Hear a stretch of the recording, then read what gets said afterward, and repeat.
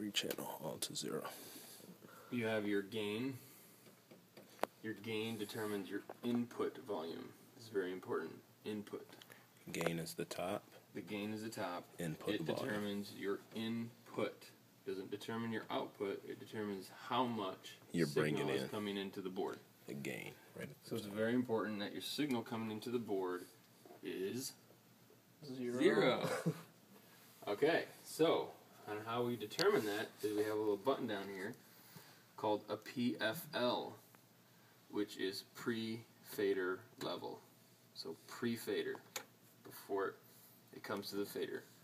This is your signal chain. Preamp all the way down determines your signal chain. So this affects this affects this, so on and so on. So what we want to do is we want to push our PFL button. It will show us How much is coming in? how much is coming in. Right now it's at -10. We need to get it where? 0. 0. So we will No. adjust our gain and shada bam bam. 0. Hey, we're good to go. Woo! Okay, at this point, move your fader. I'm scared. Oh, okay, so on this board you have to turn it on. Other boards, this is mute, but turn it on, and you got it. Sweet. Now, if you have, well, it doesn't really matter, no live monitors. I have a question at this point. Mm-hmm. You said this is your input up there. Mm-hmm. If the input is on 0, Mm-hmm. how is anything coming in? I would think that would mean nothing's coming in. No, 0 is unity. 0 is Yeah. actually right here. 0 is a ratio then. 0 is You can hear. unity. Yeah. It's a unity. Yeah. Okay. So it's not meaning nothing's coming in. Right. Got it. What happens if you... and some things won't... Some things, like microphones, you may be a little... You don't really ever want to go over 0. You can go under a little bit. But what happens if your gain structure is what they would call it. If your gain structure is not at unity, not at 0, all your faders are going to be like this. You're going to run the board. You will have no headroom. So you're giving yourself all the headroom you can at unity, at 0. Okay? Got it. So, this point, you can turn it on. For the most part, you guys won't really mess with the EQ. The EQ is kind of set. But, you know, let's say, you know, Yeah, I was gonna say, Geniuses probably- came in here and seems really good. Okay. Not good. No, this is not good at all. So, what we want to do, and this is how I do it, turn it up. I mean, you can tell there's very little lows, a lot of mids. So the way this EQ is set up, you have a high. This high is a predetermined frequency. This is merely the volume that you want that frequency to be. Okay? Mm-hmm. So if you want more highs, turn up the high. You want less highs, just turn it down. But quite often you just don't mess with it. Right. Actually, this whole thing this is a horrible EQ. So just let you know. Maybe I shouldn't be up there. Each one of these is a predetermined EQ. So the frequency is already determined. Now you're just adding or subtracting that specific. So let's say if the EQ is really bad, right? Mm-hmm. Just take everything straight up, 12 o'clock.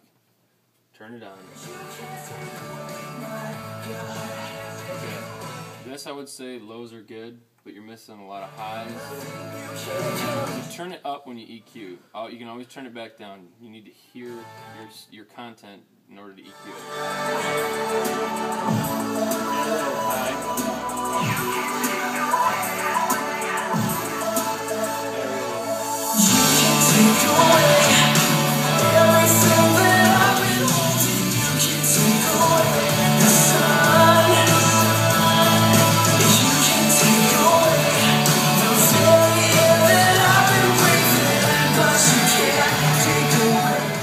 it.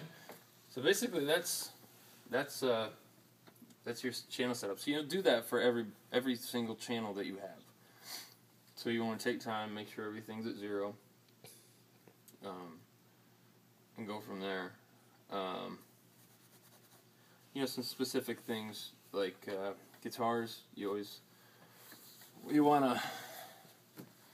Well, that's just on the stereo channels. I guess here you have. Okay, so your mono channels here. These are stereo channels where the iPod's coming in. You actually can determine your mid frequency. So you have 250 to 5K. So your electric guitars, let's say, 5K is a great frequency to boost on electric guitars. That's why they're all the way up here. So we're going to go 5K and we're going to boost them. So this determines the frequency. This determines the amount. If you want more of that frequency, you want less of that frequency. And this is called a parametric EQ. So it means, like here's 5K, but there's a bell curve. So you have 5K, but it doesn't just 5K like a graphic EQ. Like, I don't know if there's a graphic here. Like on your stereo, you have, yeah, that's a graphic. So this is remember just have a bell curve. So 5K, and there's a bell, which means it doesn't just go 5, you're just boosting that frequency, you're actually boosting the frequencies around it as well. So you have 4 and 3. So, that's probably over your head, but, So if you move that to 5K, other things are going to lift up to match with it? Yeah, it's not important. And then what you have here, you have a low cut, or a high pass filter. So anything below 80K gets cut. You want that on vocals. You can see it's all the way down on vocals. So you keep your vocals out of your subs because they don't need to be there. Electric guitars too. You don't need them in the subs, so they're pushed down. So this thing up here, anything under 80K gets cut. Which is low frequencies basically. So your voice, your electric guitar is out. Yeah. What's in? Like the bass guitar? Bass, drums, Drum. probably keyboards. Would you say? It really depends on your forte on that. Yeah. But electric guitars just don't have the frequency to go into the subs, or they will, but you just have to get it out of there. It'd be muddy. Yeah. Keyboards, yeah, Just kind of depends. it does. Lauren just kind of plays, I think, piano on it when we play youth group, so that doesn't need to be in there, do you think? So you catching this stuff, Austin? Yeah. I'm going to be listening to these videos. And then your effects, you have 2 effects processors. They're over here. You turn them on. Again, 0 is where you want them to be. So you can turn content on. Reverb. Effects 2 actually has a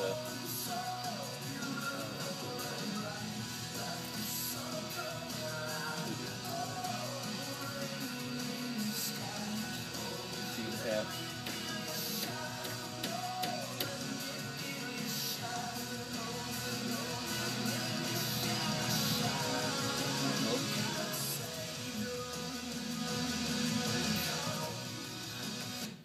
So that's pretty cool. Yeah. So mainly you'd only use it for like reverb on vocals and stuff.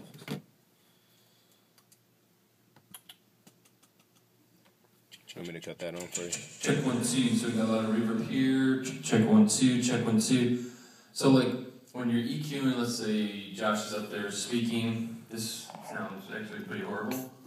So we're gonna go straight up, and we're gonna try and get it as natural sounding. So right now, you take the lows out. Sounds a little MIDI, so we can take some mids out just a little bit. Maybe boost the highs just a tad. And see, it's still a little MIDI. Check, check, check, check, check, check. Check, check, check, check, check, check. 1 2. Check 1 2. Check, check, check. 1 2. Check 1 2. And just clean it up a little bit. So, yeah. And you got check, check. Hello, hello. Check, check. And the tap is check, check. Tap is not working.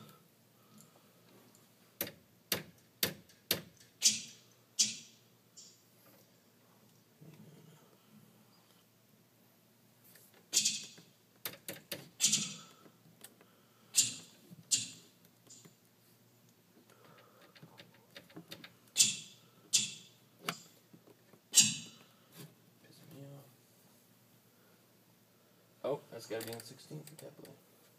Oh, there it is. There you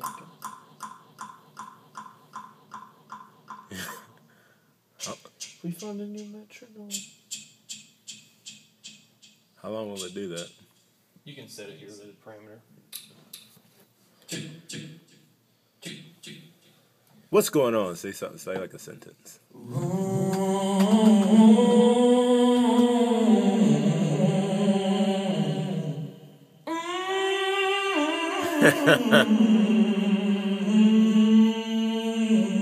Is that reverb? Got a little reverb. What you doing? Tap delay. Turn on. Fall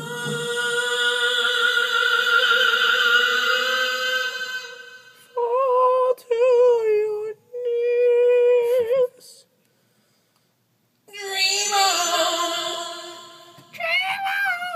So, anyways, it's all fun. Cool. That's pretty cool. That is a cool feature about this board. Tap delay. Keel. What else? I think that's about all you need to know. I mean, it's not. Yeah, it's just youth group. We don't do much. What about up there? Is there anything we need to know about up there and the plugging in? And I know how to do all that. Yeah. all right. Johnny showed me a lot of the stuff up there. A lot of it's already set up, anyways. Yeah, right. Yeah, you won't have to do a lot of setup. No. I think, yeah, this is the only thing we really. How'd it go have to worry Sunday? about.